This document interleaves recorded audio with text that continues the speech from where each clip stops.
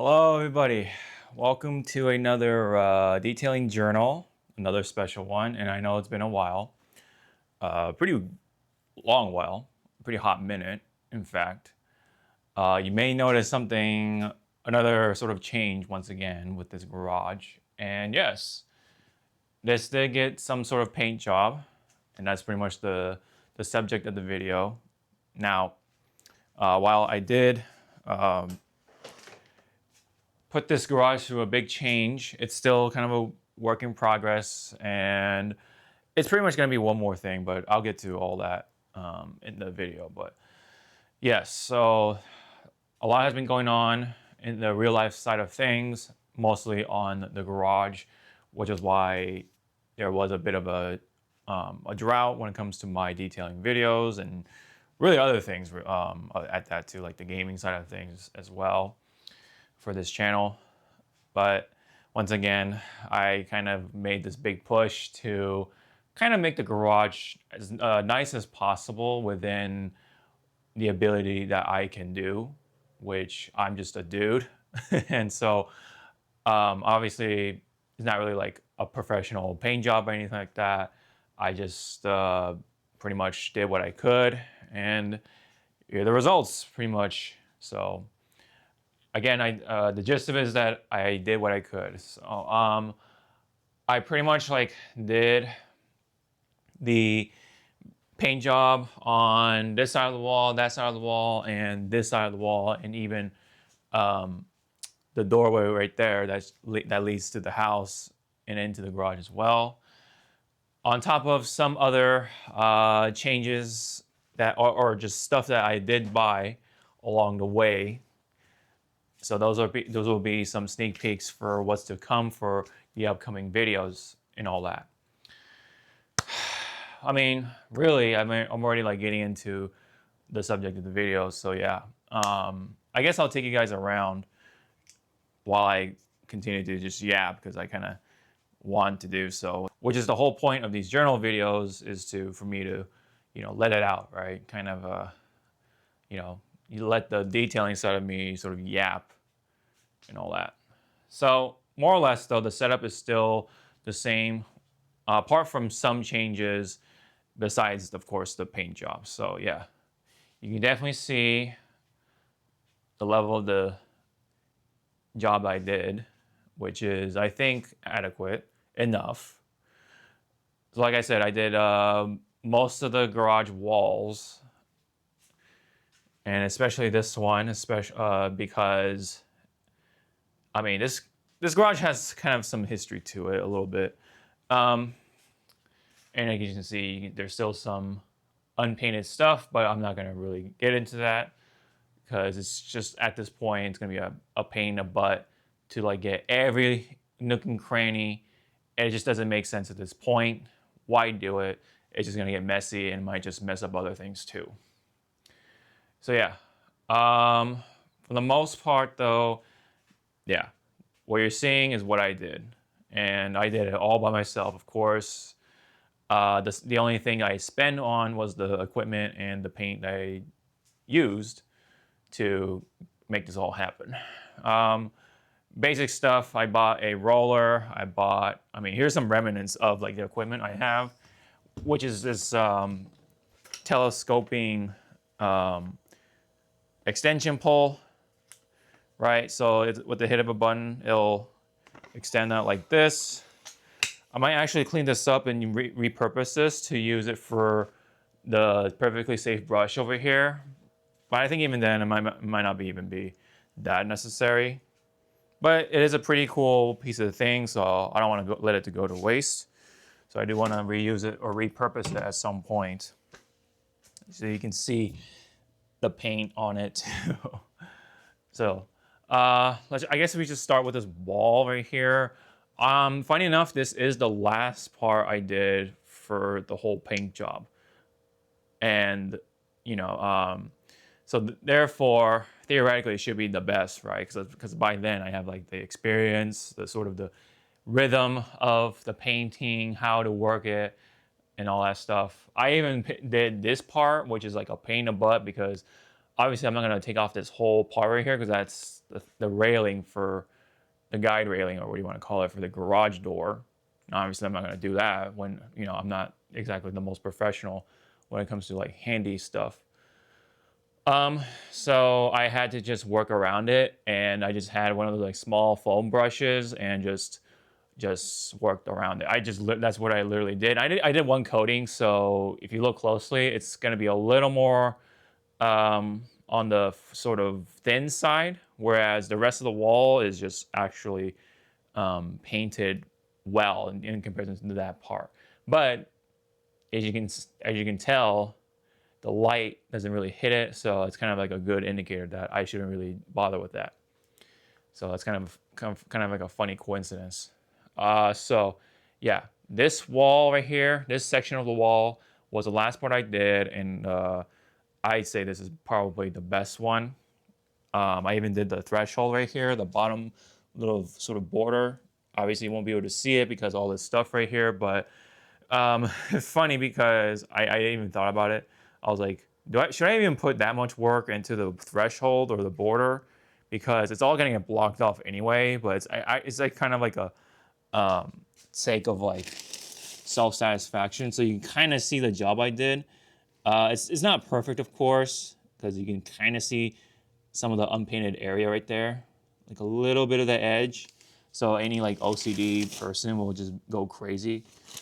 But when you're looking at it from far away, especially with all this stuff right here, it's not gonna matter anyway. So I'd rather just leave it alone than, you know, try to get the edges, but then you overpaint it, and then you get the border, and you paint the border, and hit the wall again, and then you go back and forth with it. That's what was happening to me at some point. I was just getting so stressed out because I just didn't have like the proper brushes, and even by then, my mind was already checking out mentally. For those who are curious about the paint, it's from Behr.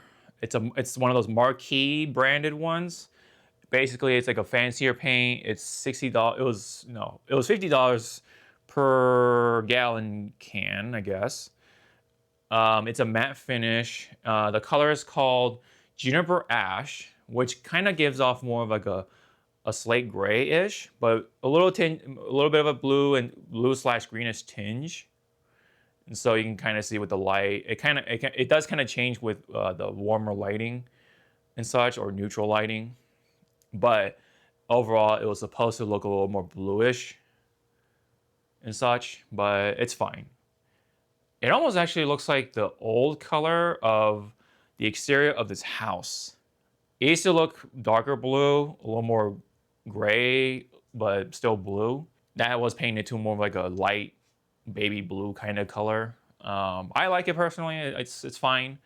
I just thought it was funny by coincidence. I just picked this color out, and as I painted it and dried, it pretty much like turned out to be that oldish color. So it kind of brings back memories in a way. So I kind of like it. I mean, overall, in comparison to the one of the small parts of this garage now, which I'm about to take you guys through, which, as you can see, this is one of the only parts of the garage I did not paint, and I did that on purpose because obviously I'm not gonna move these washing machines. It's such a pain in the ass doing by myself. So I'm gonna leave this part as like a little timepiece, like a, you know, kind of like an artistic choice, you could say. It's really like, it's been like this for forever, pretty much. This wall right here, and then besides the washing machines. That calendar, I don't know how long it's been there. I've talked about it. This piece of page right here, I don't know how long it's been there, but it's been too long. This whole part has been around since like the 70s, I think, because this garage, I've talked about this before, this garage used to be kind of like a room. Someone converted this into a room, which explains this old-fashioned wallpaper job with these patterns and stuff. And you can see all the stains and stuff over time, right? So it's like this time period piece right here, the same ever since whatever time. But when you take a step back, that's when it starts to really become a little more modern. So yeah, you can kind of see how I did over here. I forgot to take off that piece of panel or tiling or whatever you want to call it on the roof. I'm gonna take that off real soon because that's been bothering me. I actually painted around it so you can kind of see the paint on it. I'm gonna take that off, so don't worry. I will take care of that. But yeah, this was this is the second wall I worked on, funny enough, as I take you around. And I'm doing this on purpose because of a certain thing that happened during the process. You can kind of see, though, like I've been saying, how I did and such. And like I said, it's not a perfect paint job because you kind of see, like, if you can see through the camera, like, it's supposed to be a matte paint, but it still has some sort of gloss to it, which sometimes shows up more in some areas than others, which is why I kind of hated about this paint. I think there's supposed to be one last level of flatness, which is just flat. There's matte, there's flat, matte, satin, and then all the other stuff. I definitely picked out this matte sort of finish because that's what I wanted to go for, simply enough. This type of work was a little different because I actually went ahead and painted over the old wallpaper, which is of course not the best of ideas, but I just said fuck it because this is such a huge wall with all the wallpaper. So I'm just like, you know what? You can kind of see a little bit of it right there. Yes, I had to paint around the metal piping right here, or metal tube. But on the camera, you can't really see it. So that's actually kind of good. But all things considered, looks pretty decent. I say it looks good enough for me. You know, you got all this stuff anyway to kind of like distract from what's really going on. I actually try to take off the wallpaper. As you can kind of see here, you can see like the bits of it kind of just like stuck there. So that's why I said fuck it. I'm just gonna just paint it with the rest of it until I found the most effective way to remove the wallpaper, which is why I said this is by far the best wall, right? Because all the experience, the time, and all that stuff I gained and such. But yeah, anyway, I was able to do what I could, and you know, it is what it is. I think this. Oh, okay. So it's just a stupid piece of rope that's kind of like ruining the shadow, or it's adding the shadow. So don't worry about that part. It's just a shadow. But yeah, it still has some sheen to it, like I've been saying. So that's why sometimes like there may be some unevenness to it. It's supposed to be a one coat paint. Even so, I feel like all coats or all paints would ask for more than one coat, just so you have the foundation, and then you have, of course, the second layer to just like really finish it up, you know? But anyway, it's still pretty decent, especially on camera. It's not like, you know, I wasn't really trying to go for super professionalism or anything like that, professional level. But yeah, anyway, so this wall now over here is the first wall I worked on. No reason behind it. It's just probably the easiest wall off the start. Kind of, sort of, because yes, there's this window right here. But yeah, there's no wallpaper or anything like that. So I just went for this one first. And then, as you can see, you have all this stuff still, so it's fine. The top part, you won't see it on camera, but I can see a little bit of unevenness to it, and that's the nature of the paint, unfortunately, because so I would have to do a second coating if I wanted to be like pristine-ish. But on camera, you can kind of see the spots right there where the matte finish doesn't really quite happen. There is some gloss still, and then it's funny because more of the gloss is showing up right there for some reason. And maybe that's because I didn't mix up the paint well enough when I was like stirring it or whatever in between. And maybe so like the glossy side came up, unfortunately, and then that maybe was the part where this got applied on to this corner or something like that, maybe. So I guess the lesson here for me is to keep stirring the paint every time I dump the paint, right, onto the, what do you call, the little tray for the roller. But even so, most angles it looks fine. It's just that when I stand at like a certain point, then it starts to show up in my eyes more. But for the most part, it's not gonna really show on camera, so it's fine. And then of course, I did the window border and stuff like that. I painted this, of course, like a more basic white color. It's called Looking Glass. That's the name of it. And same thing, like matte finish, all that stuff, marquee. I did it with the quart can, and that was more than enough for the border of the window, and then the border on the bottom, and then border over there, and then border over here, and such. And then even I even did over here as well, which I'll take you guys through. I'll show this part. I did paint this part. It was kind of impromptu. I was planning to actually leave it just because, you know, the level of the job or just how, the work. But I painted this side right here. And then when I looked at it, I'm like, you know what? I'll say fuck it. I'll paint this side and that part too. But what I did also was leave this alone, because that's why it has this like old yellow paint, and that's why that's what you see. If I were to actually work on it, it's gonna look dumb. So that's why I just plan to let's kind of leave it. Because if I'm gonna work on this with the white paint, I'm gonna have to do so much more work, and then it's just, yeah, my mind was already checking out by then. Yeah, I tried my best to paint around like the door or the garage door opener and such. But there's some like remnants of like crap that blocks it from the paint setting in right. So I'm just like, whatever. And then the light switch right here, got a little bit of paint right there. Even with the tape, it like leaked through the tape and then got right there. But that's fine, I can just scrape it off with my film or whatever, because it's supposed to be water-based paint, so it's not that big of a deal. Especially when it's on plastic, so it's not gonna, you know, stick that badly. So, but you know, like I said, I'm not a professional. I'm just one dude. I did this all by myself, so it was pretty exhausting every time I had a sesh of painting the garage. The floor is a whole different thing. This is not my thing.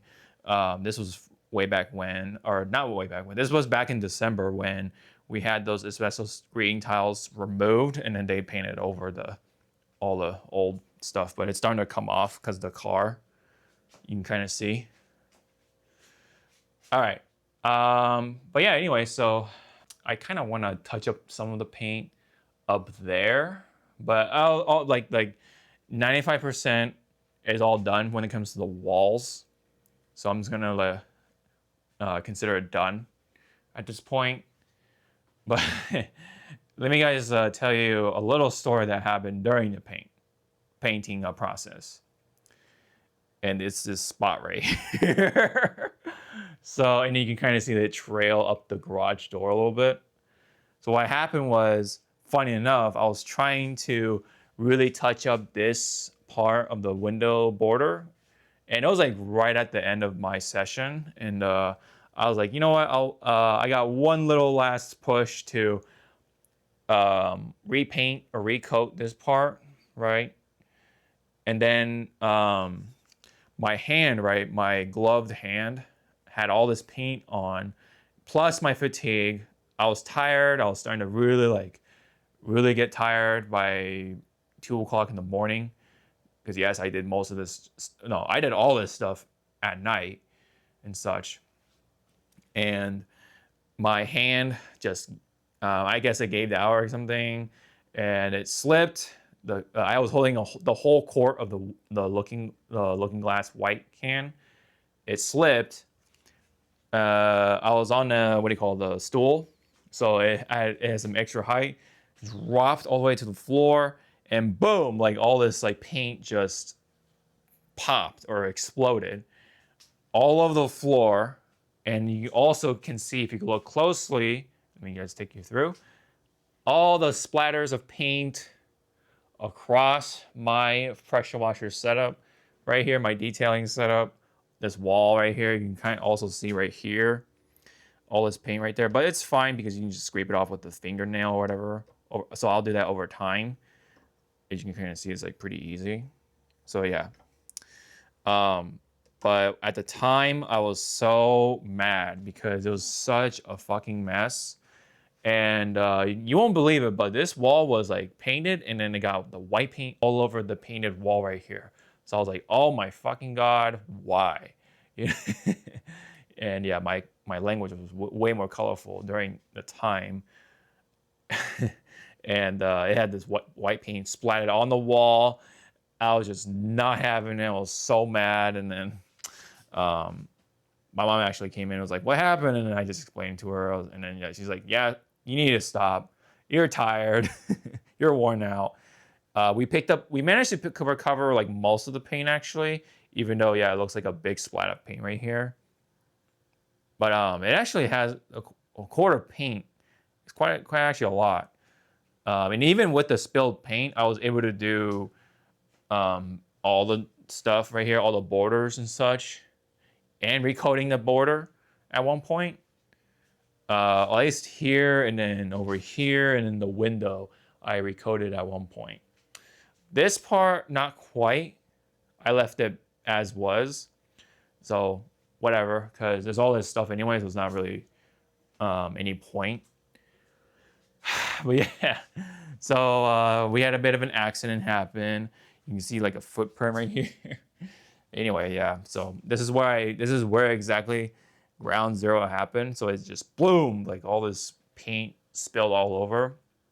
Thank God there was no car present in here, because all that paint would have been all over the Mini Cooper, which usually we have the Mini Cooper in here. It would have been such a disaster. I've been so mad at myself that much more, but yeah, it could have been worse. It definitely could have been worse.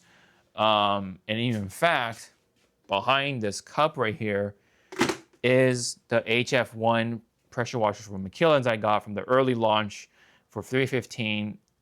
Bit of a sneak peek, as you can see. And this guy had way more paint, as you can see right as of now. It had way more paint, but what I did was let it dry first. My mom even said, don't touch it, because if you do, it's just gonna smear it. And once it dries, it's gonna be a lot harder to clean it. And I kind of unfortunately did so on this Ryobi right here, or the Ryobi, excuse me, on the Ryobi automotive pressure washer. I was trying to clean it up. I'm like, oh crap. So I just stopped, and then this is like really the only area that I didn't clean. But everything else is clean relatively. But yeah, you can still see like the remnants of the paint.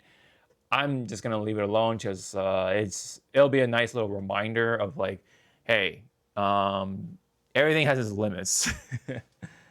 So yeah. So the HF1 was a lot messier than as you can see now.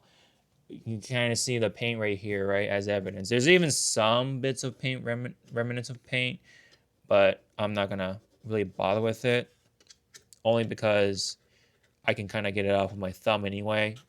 So that'll all come off over time. So I do have a video for it soon enough. I will get to it, because yeah, now that I'm done with the painting, we can just resume the operations of detailing and such as a weekend warrior. So anyway, yeah, my setup is still coming along. Yeah, you can really see like the drips of paint going all the way up. It's all over my little hand cart right here. You can kind of see it on the tip of this hand blower from Ryobi. It was on all over here, but I took it off. And the way I did it was not only the thumb method, but also like the steam cleaner. I use a steam cleaner to get all the paint off of most of the Ryobi, and then pretty much like 97% off of the HF1. And then yeah, there's still more over here too. It's funny. And then of course all over the floor. Luckily I had these buckets out of the way. Like they're like way over here. So none of this stuff got affected. And then of course all this stuff was moved to the middle, so none of that got affected by the paint explosion. But yeah, the garage door definitely got a piece of the action more so. You can see this whole trail right here. Dude, I was so mad when it happened. But at this point, it's spilled milk, and it's just like a reminder that you know you gotta take a break. You gotta know when to take a break and such, because yeah, otherwise it's going to be a hell of a mess than anything. So, and all I wanted was to just paint a little bit more on the window border, sill, what do you want to call it, border. I ended up taking up more time, so it would have been a 4-day job, but it took me 5 days because of the mess right here. So there was a delay, of course. But this is the 5th day, and I got everything all sorted. I put all the stuff back. I even like rearranged some things. For the most part, though, it's the same. Let's put this towels back up there. So yeah, what do you guys think? Leave any comment in the comment section below. I thought about painting this part too to something else. That's all like wall. That's not paint. That's like paper or whatever, like wall paper cover thing. But I'm probably just gonna leave it as is. Maybe like if I were to paint something, it might be just black or something, just to keep it safe. Oh my God, is that paint all the way up there? There's paint up there too. Holy crap, that was like quite the explosion. There's like paint up there. I didn't even like realize. Wow. Anyway, that's well, it's funny now, but when it happened, I was like so not having it. But thankfully, it could have been worse. None of the paint got on the car. The car was like beyond the garage door. The garage door was actually like slightly open, like half open, just so the air can come in and such. But yeah, man. But yeah, that's pretty much the big gist of it. I'm pretty happy myself. Now, the next thing I want to do for this garage, and it'll be like the last thing I do for like a while. After that is the floor, of course. So I'm gonna add one of those like garage tiles setups. For the most part, I'm gonna pretty much try to see if I can get this part covered and then all that stuff. Like, but the washing machine area, that's gonna remain untouched. Like, I'm not gonna put tiles on it, but like the floor right here, the main part of the floor is all gonna get tiled up. So that way I can like cover up all this crap right here. So that'd be kind of nice. And yeah, so hopefully the what do you call, the installation will go smoothly. I already ordered the tiles, so I already bought in total 7 boxes of the Vivor or Beaver garage tiles. So it's kind of like the cheaper version of the Swiss tracks, and it's gonna come in gray. So yeah, hopefully that'll come out decent, and hopefully it'll match the floor. It kind of sucks that there's no like white tiles, but I feel like the white tiles are gonna get dirty so easily, so I might as well just keep it gray, keep it whatever, Otherwise, there is black. I may actually decorate it a little bit, like maybe have like the black tile pattern throughout, I don't know, each corner or something. Maybe a little get creative with it, but for the most part, I'm gonna just have this all this part like tiled up, with the garage tiles, the cheap Swiss track kind of deal. So that's like the next part of the plan, and then the very very last part, I guess, is to put a portable air conditioner unit like right there, and then that's pretty much it. that's gonna be my garage setup, and then that's gonna be that for, I don't know, for a long time, I guess, until something pops in light bulbs into my head again. All right, so that's the big gist of it for the garage paint job. Yeah, so again, I'm pretty happy with it. Um, yeah, there's always room for improvement, of course, but we'll deal with that over time. And yeah, I still have like okay, this whole wall, all these walls took up 1 can pretty much. Now, in fact, I still have like, no, actually, yeah, this part too, all this stuff is 1 can of paint, 1 gallon of paint, right, of the juniper ash, for those who are curious. And then, of course, the 1 quart, I still have like half or 1/3 left. And I use that for just the border and then the window border right there. And I still have 1 full gallon of the juniper ash. So I guess whenever like something happens, so let's say like that wall starts to peel off or something, then I can like repaint it, of course. Not that big of a deal. I forgot to the one thing I forgot to explain is that this part of the wall is the best job, quote unquote, technically, because I actually took the time to remove all the wallpaper, and the method was so simple. I just used water, sprayed it, and then I just scraped it off with with an actual dedicated wall scraper. Whereas this part, I used steam. I was trying to use a steam cleaner. I thought I was gonna do like a really good job, like get all the old adhesive, all this junk off of the wall, but no. Regular water, just sprayed with where's the sprayer? Oh, it's over here. I used this sprayer specifically with regular tap water in there, and just sprayed it on this wall, and so I was able to scrape off all that crap off the wall, and then that's how it came out. Whereas I didn't do that, and you can see like this part, all these little bits right there, like see these like bumps right there. That's the wallpaper still remaining on there, and I actually like try to scrape off up to a certain point. So it might be like this or something like that. It's like this weird border where I stopped. And because I already painted over all this, I was like, no, fuck it. I'm not gonna touch it anymore. But I think the paint itself is kind of like help setting in the wallpaper into the wall again. So maybe over time it'll probably like start to peel off or something, like long time in. But yeah, it's holding up fine right now. And all things considered, it's not that bad. Like especially when you like step back and really like see, it looks pretty damn decent for a garage.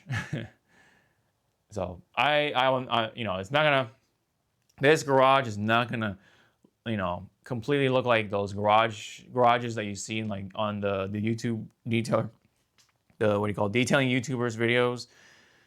A lot of them look really nice. Some of them have that regular home look to it, but other than that, most people's garages look really nice. But it is what it is. This is my garage, and yeah, so. But meanwhile, this was like a while back too. I actually had the outlets changed out to not upgrade, but like modernize, because all these outlets were old, so they only had 2 prongs instead of the 3.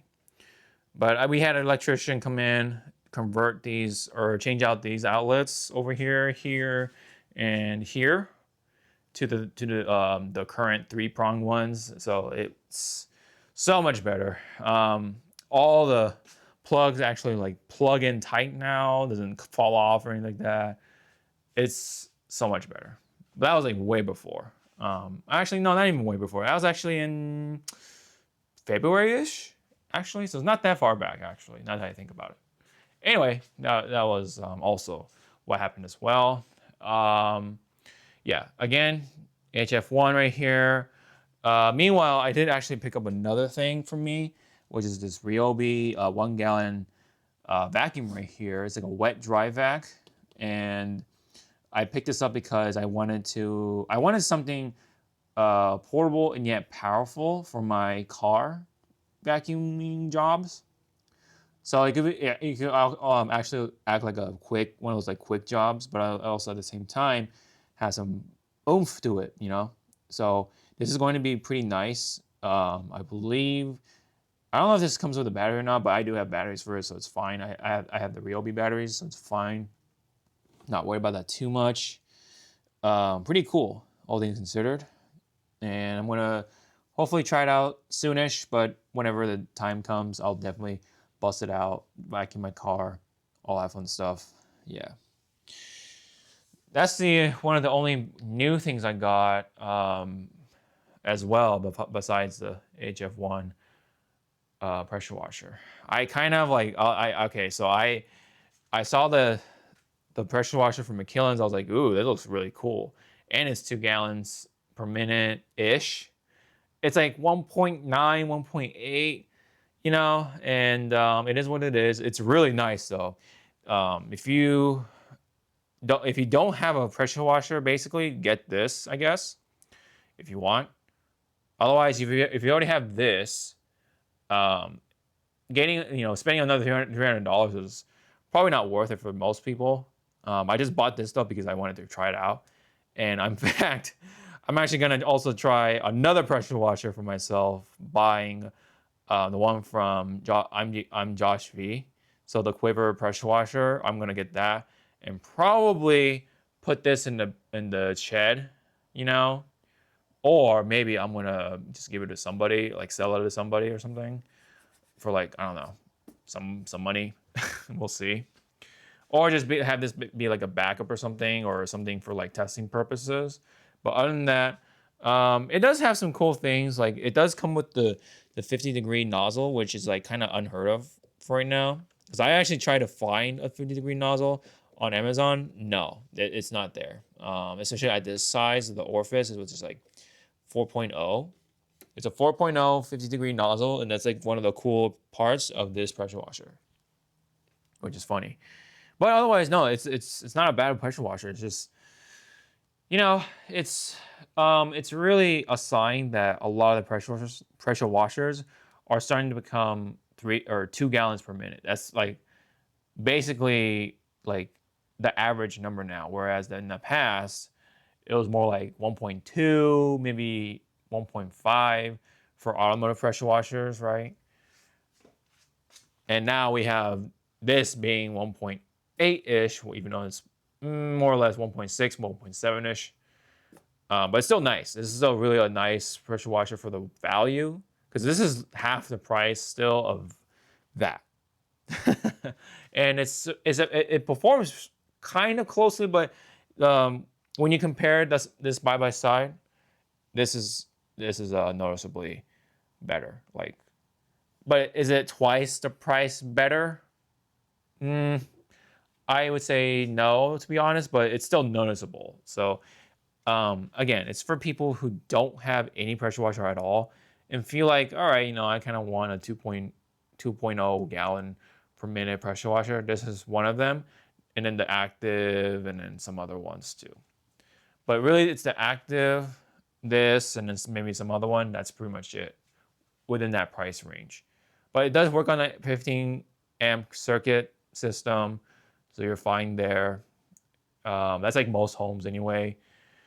So the only other new thing I got is this drift foam cannon from Armor Detail Supply. Pretty cool. It's basically the other one I have that's somewhere. Oh yeah, it's basically a clone of this, and so because it has all the nice parts to it, like the clear bottle, that's pretty sturdy. The green colors to it, I'm gonna gravitate towards this more. I'm gonna test it out even more but for the most part, it works. It's a foam cannon. It'll get the stuff onto the car. It works just fine. Yeah. So my question though is that what is the final design for the quiver? The quiver pressure washer. Because otherwise, I have to think about how to set that up onto this wall right here. Because yeah, especially if I'm gonna get this off the wall, will I even fit there? It's like, okay, yeah, we're gonna have to really think about that, but we'll figure it out when we have to cross that bridge. All right. Um, Other than that, that's really pretty much it. Really can't think of anything else other than there is a bit of a PSA I do want to, not PSA, but like a thing that I did notice, and unfortunately, did I throw it away already? I did, but it's these gallon bottles right here from Detail Co. and also like the House of Rags stuff, including the panty organizer stuff, like clean, right? These gallon bottles. I noticed that some of them tend to crack more easily, and in fact, this part right here you can see has cracked. And this came in dented when it arrived. Like you can see, I haven't even opened it, and that was there when the package arrived, unfortunately. And I didn't even realize it actually cracked the thing open. So I didn't even like notice that until way later on, excuse me. And then when it comes to the clean gallon bottles, it was the same deal, but except it was with the clean shampoo bottle, right? And what happened was. Not only there was a crack on the top, but there was a crack on the bottom. It was like a really, really slight crack over time. And so when I noticed, or when I took out the gallon bottles to move this whole, what do you call, cabinet, right? Storage cabinet, or what do you want to call it? When I pushed it forward after moving all the gallon bottles, I noticed there was like it was some sort of shampoo all over this level right here. I was like, wait, what's going on? And I smelled it, like, oh, wait, this smells like the clean shampoo. I'm like, wait a minute. No, this can't be true. Like, I didn't want to believe it, but that bottle of the clean shampoo, the gallon bottle, started to leak. It cracked on the bottom at some point. It was like a small crack right at the seam, right where the mold comes together. And so that cracked and slowly leaked over time. So all that was like really goopy and stuff and messy. And so I had to clean that out during the middle of my painting stuff. It was just so messy. And then I even like put the clean shampoo bottle on the floor just to see if it leaked. And when I moved it, I was like, yep, it's leaking. It slowly left a spot or whatever.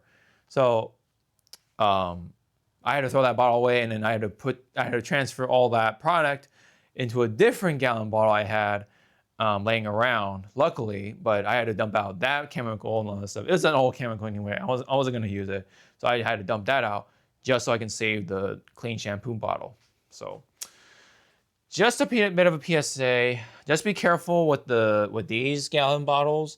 These ones are fine because it has the HDPE, whatever you want to call it, kind of material. So it's a lot sturdier because you can feel it.